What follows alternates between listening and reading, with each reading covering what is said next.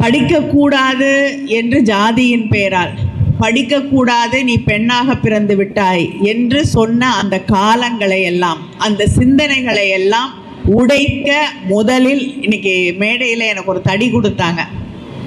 அதை மணமக்களிடமே கொடுத்து விட்டேன். ஏன்னா அடுத்த தலைமுறை அந்த தடியோடு, அந்த சிந்தனைகளோடு அடுத்த தலைமுறை உருவாக வேண்டும்.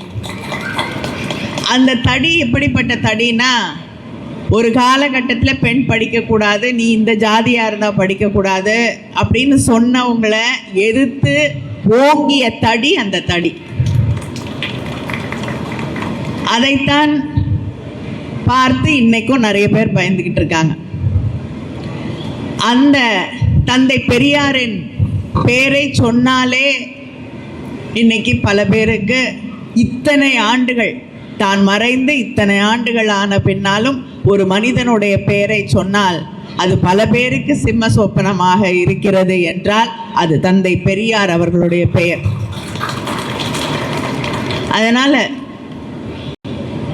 அடுத்த தலைமுறை மட்டும் இல்லை, இன்று இருக்கக்கூடிய நாமும் தந்தை பெரியார் இந்த மண்ணுக்காக என்ன செய்திருக்கிறார்கள், என்ன மாற்றங்களுக்கெல்லாம் அவர் உந்து சக்தியாக இருந்திருக்கிறார்கள் என்பதை புரிந்து கொள்ள வேண்டும்.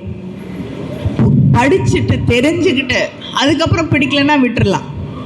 ஆனால் தெரிஞ்சுக்காமையே ஏதேதோ கட்டமைக்கப்படுகிறது. இன்னைக்கு பேசும்பொழுது குறிப்பிட்டு சொன்னார்கள், பெரியார் அவர்கள் அவர் சொன்னார் இவர் சொன்னார் என்பதனால் நீங்கள் நம்பக்கூடாது அப்படின்னு. இன்னைக்கு முக்கியமாக அவர் சொன்னார் இவர் சொன்னார் என்பதை தாண்டி முக்கியமாக நாம் நம்பக்கூடாத ஒன்று இருக்குன்னா அது இன்ஸ்டாகிராம், வாட்ஸ்அப். இந்த வாட்ஸ்அப் யூனிவர்சிட்டிஸை பயன்படுத்தி என்ன மாறுதல்கள் எல்லாம், எந்த சிந்தனை போக்குகளை மாற்றி அமைக்கக்கூடிய வழிவகைகள் எல்லாம் இந்த நாட்டில் நடந்துட்டுருக்குன்னு நமக்கு தெரியும். அதை தாண்டி இன்றைக்கி அதையே பயன்படுத்தி நல்ல விஷயங்களையும் சொல்லலாம். நம்முடைய சித்தாந்தங்களை, நம்முடைய கருத்துக்களை, நம்முடைய வலிமைகளை மக்களுக்கு எடுத்து சொல்வதிலே அது எந்த இயக்கத்தை சார்ந்தவர்களாக, எந்த கருத்தியல் கொண்டவர்களாக இருந்தாலும் தவறில்லை. ஆனால் அதையெல்லாம் தாண்டி ஒரு சாதாரண உதாரணத்திற்கு சொல்கிறேன் என்றால், நாம் சுதந்திரம் பெறுவதற்கு முன்னாலேயே தமிழ்நாட்டிலே ஒரு பெண் அமைச்சர் இருந்திருக்கிறார் சுகாதாரத்துறையில். அதற்கு பிறகு திராவிட முன்னேற்ற கழகம் ஆட்சி பொறுப்பிற்கு வந்த பிறகு தொடர்ந்து அமைச்சரவையிலே அம்மையார் சத்யவாணி முத்து அவர்கள் தொடர்ந்து எல்லா அமைச்சரவையிலும், எந்த அமைச்சரவையாக இருந்தாலும் எல்லா அமைச்சரவையிலும் பெண்கள் அங்கே பொறுப்பு வகித்திருக்கிறார்கள். ஆனால் இன்னைக்கு மிக பரவலாக சொல்லப்படக்கூடிய செய்தி, முதல் முறையாக தமிழ்நாட்டிலேயே முதல் முறையாக ஒரு பெண் அமைச்சர் இங்கே உருவாகி இருக்கிறார் என்ற ஒரு தவறான செய்தி தொடர்ந்து பரப்பப்படுகிறது. இது அரசியலுக்காக நான் சொல்லக்கூடிய கருத்து இல்லை. இப்படிப்பட்ட செய்திகள், ஏன்னா இது அரசியல் தாண்டி எல்லா விஷயங்களிலும், உங்களோட ஹெல்த்தை எடுத்துக்கிட்டிங்கன்னா உங்களுக்கு நிறைய பேர் இன்றைக்கி இன்ஸ்டாகிராமில் அட்வைஸ் பண்ணுவாங்க, ஒரு குடும்பத்தை எப்படி நடத்துறது அப்படின்னு நிறைய செய்திகள் உங்களுக்கு, நிறைய பரப்புரைகள் உங்களுக்கு சொல்லப்படும். குழந்தையை எப்படி வளர்க்குறது அப்படின்னு பல செய்திகள் ஒவ்வொரு நாளும் வரும். எதை சாப்பிடலாம், எதை சாப்பிடக்கூடாது, எது உடம்புக்கு நல்லது, அப்படிப்பட்ட செய்திகள் வரும் பொழுது, ஏன்னா திஸ் இஸ் பிகம் ஆக்சுவலாக இன்ஃபர்மேஷன் ஏஜ் அப்படிங்கிறத தாண்டி இன்றைக்கி நாம் நின்று கொண்டு இருக்கிறது மிஸ்இன்ஃபர்மேஷன் ஏஜில் நம்ம நின்றுட்டுருக்கோம்.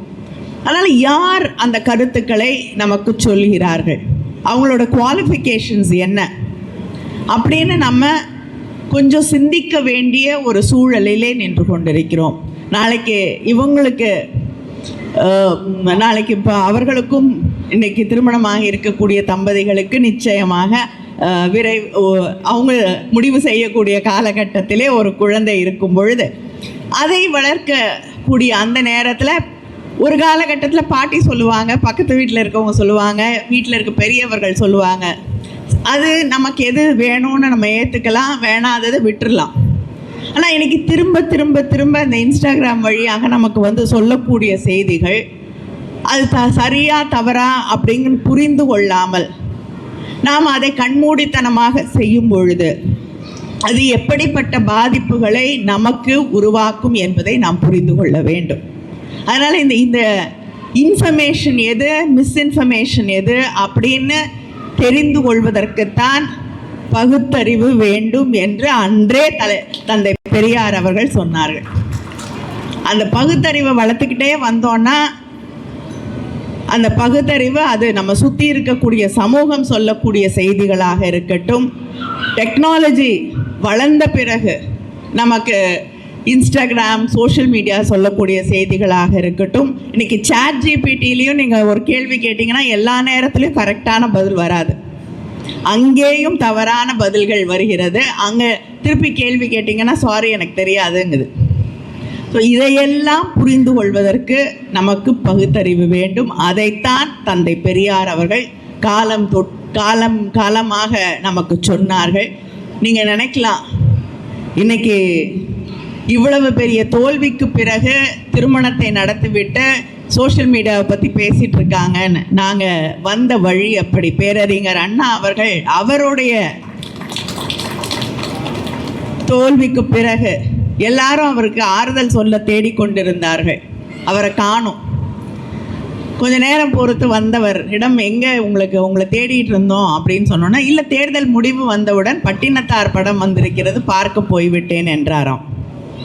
அதனால் தேர்தல் என்பது மக்களுடைய முடிவு, அதை தலைவணங்கி ஏற்றுக்கொள்கிறோம். அதனால் அதை பற்றி பேச வேண்டிய அவசியம் எங்களுக்கு இல்லை. அடுத்து உங்களோடு நின்று பயணிப்போம், உங்களோடு தான் எப்பொழுதும் இருப்போம் என்பதை இந்த மேடையிலும், இந்த சுயமரியாதை திருமண மேடையிலும் தெரிவித்து கொள்ளக்கூடிய ஒரு வாய்ப்பாக நான் அதை எடுத்துக்கொள்கிறேன். அதே நேரத்தில் மணமக்கள் பெரியார் அவருடைய தந்தை பெரியார் திராவிட இயக்கத்திலே தன்னை இணைத்து கொண்டிருக்கக்கூடியவர். பிள்ளைகளுக்கு நான் அதிகமாக எடுத்து சொல்ல வேண்டிய அவசியம் இல்லை, யாருக்குமே எடுத்து சொல்ல வேண்டிய அவசியம் இல்லை. இன்றைக்கி எல்லா விஷயங்களும் உங்கள் கைகளிலே இருக்கிறது.